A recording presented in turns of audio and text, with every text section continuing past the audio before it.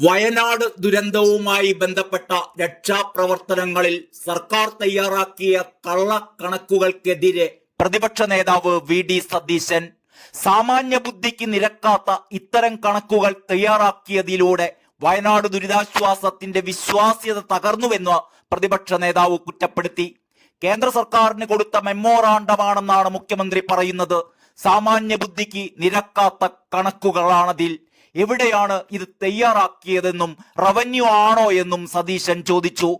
വയനാട് ദുരന്തത്തിൽ സർക്കാർ ചെലവാക്കിയ കണക്ക് പുറത്തു വന്ന വിഷയത്തിൽ പ്രതികരിക്കുകയായിരുന്നു വി.ഡി. സതീശൻ. മൃതദേഹം ദഹിപ്പിച്ചത് സൗജന്യമായി കിട്ടിയ സ്ഥലത്താണ്. MLA-യും സന്നദ്ധ പ്രവർത്തകരുമാണ് ഇതൊക്കെ ചെയ്തത്. SDRF മാനദണ്ഡം അനുസരിച്ചല്ല ഈ മെമ്മോറാണ്ടം എന്നും സതീശൻ പറഞ്ഞു. ഇതിൽ വ്യക്തത വരുത്തേണ്ടതുണ്ട്. സർക്കാരിനൊപ്പമാണ് ഞങ്ങൾ. മെമ്മോറാണ്ടം തയ്യാറാക്കേണ്ടത് ഇങ്ങനെയൊന്നുമല്ല. കിട്ടേണ്ട തുക കൂടി കിട്ടില്ല. സർക്കാർ പുനർവിചിന്തനം നടത്തേണ്ടതുണ്ട്. വലിയ അപാകതയാണ് ഉണ്ടായിരിക്കുന്നത്. സർക്കാരിനെ കുറ്റം പറയാനാണെങ്കിൽ വേറെ എന്തെല്ലാം കാര്യങ്ങളുണ്ട്.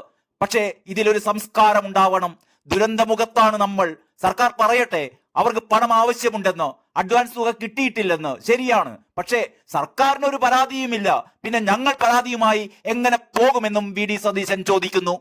അതേസമയം വയനാട് ദുരന്തവുമായി ബന്ധപ്പെട്ട് വിവിധ ഇനങ്ങളിൽ ചെലവഴിച്ച തുക എന്ന പേരിൽ പുറത്തു വന്ന കണക്ക് വസ്തുതാ വിരുദ്ധമാണെന്നാണ് മുഖ്യമന്ത്രി പിണറായി വിജയൻ പ്രതികരിക്കുന്നത്. മുഖ്യമന്ത്രിയുടെ ഓഫീസിൽ നിന്ന് പുറത്തുവിട്ട വാർത്താക്കുറിപ്പിലാണ് ഇക്കാര്യം വ്യക്തമാക്കുന്നത്. ദുരന്തവുമായി ബന്ധപ്പെട്ട് അധിക സഹായം തേടി കേന്ദ്ര സർക്കാരിന് സമർപ്പിച്ച നിവേദനത്തിലെ വിവരണങ്ങളാണ് ഇത് എന്ന് പറഞ്ഞ മുഖ്യമന്ത്രി കേന്ദ്ര സഹായം നേടാനുള്ള സംസ്ഥാന സർക്കാരിന്റെ ശ്രമങ്ങൾക്ക് തുരങ്കം വെക്കുന്ന സമീപനമാണ് മാധ്യമങ്ങൾ നടക്കുന്നതെന്നും പ്രതിപക്ഷം നടത്തുന്നതെന്നും ഒക്കെ കുറ്റപ്പെടുത്തുകയും ചെയ്തു.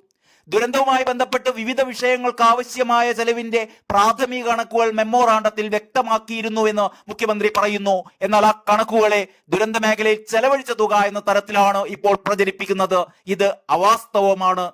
ദേശീയ ദുരന്ത പ്രതികരണ നിധിയുടെ മാനദണ്ഡങ്ങൾക്ക് അനുസൃതമായി തയ്യാറാക്കിയ മെമ്മോറാണ്ടത്തിൽ ആവശ്യങ്ങളെ തെറ്റായി അവതരിപ്പിക്കുകയാണ് എന്നും അദ്ദേഹം കുറ്റപ്പെടുത്തി.